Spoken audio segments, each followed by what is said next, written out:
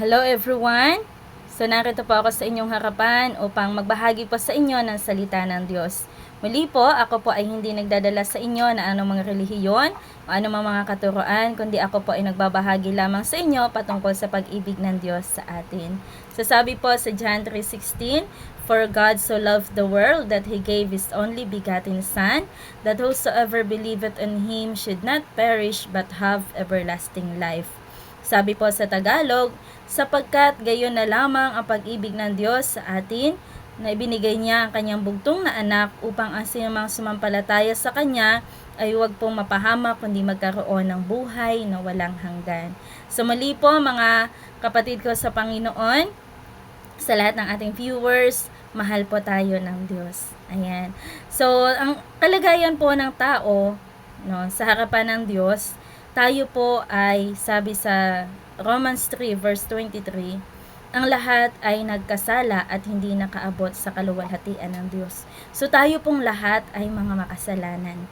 Ako po ay aminado ako sa sarili ko na ako po ay isang makasalanan sa harapan ng Panginoon.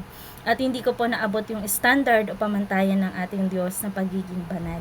Ayan po, sabi diyan, ang kabayaran po ng kasalanan ay kamatayan. Ayan po, so unang kamatayan po na naranasan ng tao ay yung pagiging patay sa kalagayang espiritual. So bagamat tayo po ay buhay, ngunit sa harapan po ng Diyos tayo po ay mga patay, tayo po ay walang mga relasyon sa Panginoon dahil po sa kasalanan. At pangalawang mararanasan na kamatayan ng tao ay yung physical death at eternal death. Ayan po. So doon po muna tayo sa kung paano ipinakita ng Diyos yung kanyang pag-ibig sa atin. Sabi diyan, gayon na lamang ang pag-ibig ng Diyos sa sanlibutan na ibinigay niya ang kanyang bugtong na anak.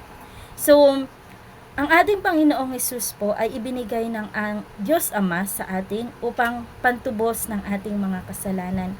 Siya po yung umako ng kasalanan na kung saan ay nagawa ng tao.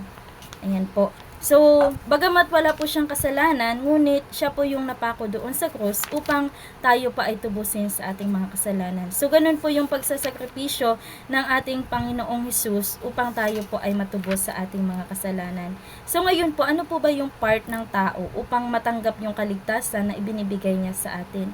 Sabi, ang part ng tao po ay yung tayo po ay sumampalataya sa ating Panginoong Hesus. Sabi nga sa John 14:6, walang ibang daan tungo sa Panginoong Hesus o sa kaligtasan, sabi diyan, kundi sa pamamagitan lamang ng ating Panginoong Hesus. Sabi diyan, ako ang daan, ang katotohanan at ang buhay. Walang makaparoroon sa Ama kundi sa pamamagitan ko. So sa pamamagitan po ng ating Panginoong Hesukristo, tayo po ay magkakaroon ng kaligtasan, ng katubusan, tayo po ay magkakaroon ng relasyon sa ating Diyos. So ngayon po ay kailangan po nating sumampalataya sa Panginoon. Ang tatasan, kailangan po natin siyang tanggapin sa ating mga puso bilang ating Panginoon at sariling tagapagligtas. Upang tayo po bilang mga tao dito sa ibabaw ng lupa, pero ay tiyak na kaligtasan sa pamamagitan ng Panginoong Hesus. So tanggapin po natin yung kaligtasan na ibigay ng Diyos sa atin. Ito po ay walang bayad. Ito po ay regalo ng Diyos sa atin. Sabi diyan sa Romans 6 verse 23, datapwat ang kaloob na walang bayad ng Diyos ay ang ating Panginoong Hesus. Tayo po'y sumampalataya lamang sa ating Panginoong Hesus. Ayan po mga kapatid ko sa Panginoon, yan po yung kailangan natin sa mga araw na ito. Kailangan po natin na sumampalataya at tanggapin ang Panginoong Hesus bilang ating Panginoon at sariling tagapagligtas. So muli po, kayo po ay iniibig at minamahal ng ating Diyos. At kung nais niyo pong tanggapin ang Panginoong Hesus, ay sabayan niyo po ako sa panalangin, sa maikling pananalangin ng pagtanggap sa Panginoon. Hallelujah.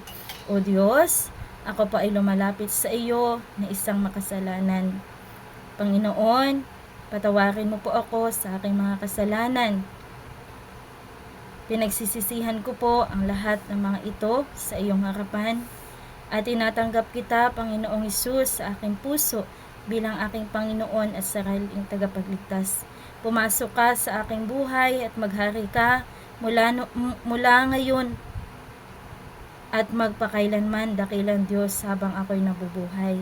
Panginoon, maraming salamat sa kaligtasan na ibinibigay mo sa bawat isa sa amin. Sa iyo ko pinagkakatiwala ang aking buhay. Sa pangalan ng Panginoong Hesus. Amen. Ayan po mga kapatid sa Panginoon, maraming salamat po sa maikling oras na ibinigay niyo po sa akin upang mapakinggan ang patungkol sa pag-ibig ng Diyos sa bawat isa sa atin. Muli po, mahal kayo ng Diyos. Maraming salamat po, at kung nagustuhan niyo po ang video na ito, pwede po kayong mag-like at mag-subscribe sa aking channel. Maraming salamat po. God bless everyone.